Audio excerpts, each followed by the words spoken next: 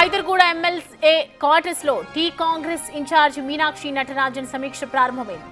Adilabad parliament పరిధిలోని 7 assembly నియోజకవర్గాల్లో పోటీ చేసిన అభ్యర్థుల్లో సమావేశం కొనసాగుతోంది. అంతకుముందు భోపాల్ కు వెళ్లిన మీనాక్షి కొద్దిసేపటి క్రితమే హైదరాబాద్ కు చేరుకున్నారు.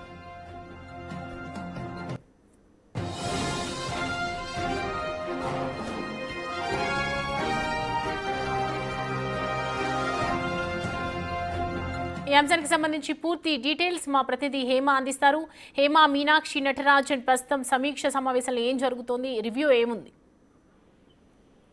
ఏఐసీసీ ఇన్ఛార్జ్ గా మీనాక్షి నటరాజన్ బాధ్యతలు స్వీకరించిన తర్వాత ప్రధానంగా గాంధీ భవన్ లో డిఫరెంట్ పార్లమెంట్ నియోజకవర్గాలు వారిగా కూడా మీటింగ్స్ ఏర్పాటు చేశారు. ఇందులో భాగంగా పెద్ద ఎత్తున పార్లమెంట్ నియోజకవర్గాలకి సంబంధించినటువంటి నాయకులు వచ్చి తమకు ఉన్నటువంటి ఇబ్బందులతో పాటు తాము ఏదైతే పార్టీలో ఎక్స్పెక్ట్ చేస్తున్నారో దాన్ని కూడా చెప్పడం జరిగింది. మరొక వైపు అక్కడ ఉన్నటువంటి పాసిబిలిటీస్ కానివ్వండి, ఇతర అంశాలపైన కూడా మీనాక్షి నటరాజన్ పెద్ద ఎత్తున చర్చించారు. అయితే ఇందులో మరొకసారి ప్రస్తుతం హైదర్గూడలో ఉన్నటువంటి ఏదైతే ఎమ్మెల్యే క్వార్టర్స్ లో కూడా ప్రస్తుతం కొన్ని ఆదిలాబాద్ పార్లమెంట్ పరిధిలో ఉన్నటువంటి 7 అసెంబ్లీ నియోజకవర్గాల్లో పోటీ చేసిన అభ్యర్థులతో ప్రస్తుతం సమీక్ష సమావేశం కొనసాగుతోంది.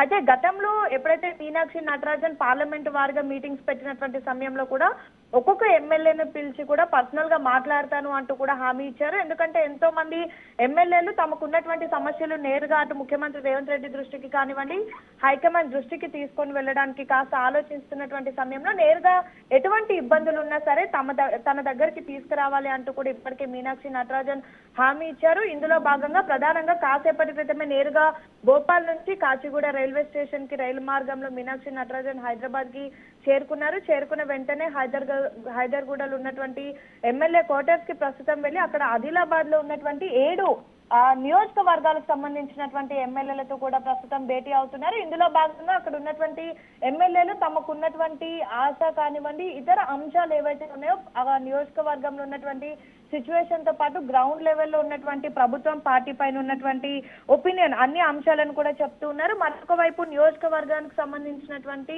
ఏవైనా పనులు పెండింగ్ లో ఉన్నా తాము నియోజకవర్గం అభివృద్ధికి సంబంధించి అండ్ అక్కడ ఉన్నటువంటి గ్రౌండ్ లెవెల్ రియాలిటీ కూడా ప్రస్తుతం చర్చిస్తున్నటువంటి నేపథ్యం. ఇందులో భాగంగా కాసేపటి క్రితం రామగుండం ఎమ్మెల్యే రాజ్ ఠాకూర్ కూడా బయటకు వచ్చి మీడియాతో చిట్చాట్ చేయడం జరిగింది. చిట్చాట్ లో భాగంగా తన మనసులో ఏదైతే ఉందో అది మీనాక్షి నటరాజన్ ముందు పెట్టానని, ప్రధానంగా తను బీద బడుగు బలహీన వర్గాలకు సంబంధించినటువంటి ఒక ఎమ్మెల్యేనని, బ్యాక్వర్డ్ ఎమ్మెల్యేనని, తనకి కూడా మంత్రి అయ్యేటటువంటి అర్హత ఉంది అని, అన్ని పార్టీలో కానివ్వండి ప్రభుత్వంలో ఉన్నటువంటి అన్ని పదవుల్లో కూడా తను పనిచేసి తనకు ఉన్నటువంటి క్యాపబిలిటీ చూపించుకున్నానని, సో మంత్రి అయ్యేటటువంటి అవకాశాలు తనకి కూడా ఉన్నాయి. మోరోవర్ ప్రస్తుతం మరికొద్ది రోజుల్లో రావాల్సినటువంటి టీపీసీసీ కార్యవర్గంలో కూడా తనకి వర్కింగ్ ప్రెసిడెంట్ కావాలి అని అడిగినట్టుగా కూడా చెప్పిన మరొక వైపు ఇతర ఎమ్మెల్యేలు కూడా తమకు సంబంధించినటువంటి అంశాలను కూడా పేర్కొంటున్నారు. ఇందులో ప్రధానంగా రంగారెడ్డి జిల్లాకు సంబంధించినటువంటి ఎమ్మెల్యే ప్రేమ్ సాగర్ కూడా సంచలనమైనటువంటి విషయాలు బయట పెట్టారు. 10 నిమిషాల పాటు కూడా మీనాక్షి నటరాజన్ తో అనేక అంశాలపైన చర్చించాను.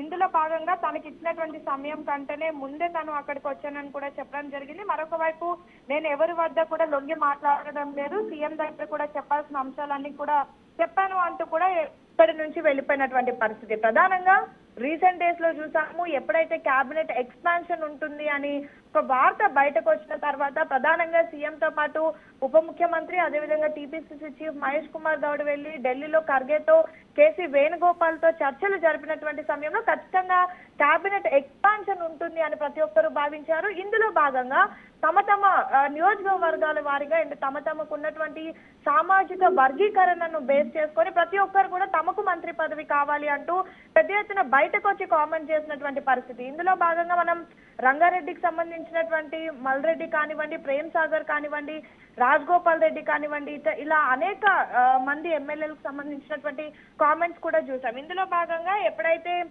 సిఎల్పి మీటింగ్ జరిగినటువంటి సమయంలో ప్రధానంగా ముఖ్యమంత్రి రేవంత్ రెడ్డి ఎవరు కూడా బయటకు వచ్చి మాట్లాడొద్దని చెప్పారు. సో ఇందులో భాగంగా నేరుగా మీనాక్షి నటరాజనే ప్రస్తుతం కూర్చొని ప్రతి ఒక్కరితో మాట్లాడుతున్నారు. ఇందులో భాగంగా ప్రధానంగా ప్రస్తుతం ఆదిలాబాద్ సంబంధించినటువంటి 7 నియోజకవర్గాల ఎమ్మెల్యేతో కూడా ప్రస్తుతం మీటింగ్ అవుతుంది. రేపటి నుంచి మరికొన్ని నియోజకవర్గాల వారిగా కూడా మీటింగ్ జరిగేటటువంటి అవకాశం ఉంది.